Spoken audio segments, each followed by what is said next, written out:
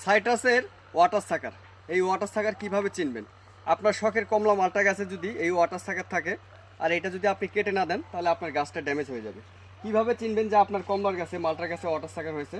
Water সাকার সাধারণত অন্যান্য ডালের চেয়ে সবচেয়ে মোটা হবে। এই দেখেন, খুবই মোটা হবে, এর ইয়াটা একটু চ্যাপটা হবে, পাতাগুলো বড় বড় হবে।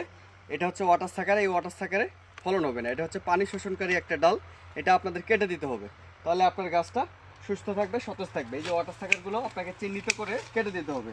দেখুন আমি এই যে ওয়াটার সাকারগুলো কেটে দিচ্ছি, ভিডিওটা মনোযোগ দিয়ে দেখুন। ব্যাস, এই যে ওয়াটার সাকারগুলো কেটে দিলাম।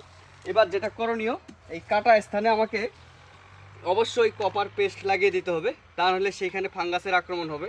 এটা হচ্ছে কপার অক্সিক্লোরাইড।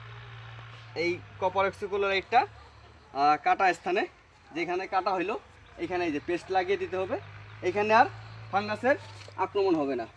এরপরে যেটা করতে হবে আপনাদেরকে বলি, অনেকে সাইট্রাস গাছে এই যে এরকম শুকনো ডালপালা আছে, এই যে এরকম মানে ডাইব্যাক, এটাকে বলে ডাইব্যাক। এই ডাইব্যাক যদি হয় তাহলে এটাও কেটে দিবেন, এই যে এভাবে কেটে দিবেন।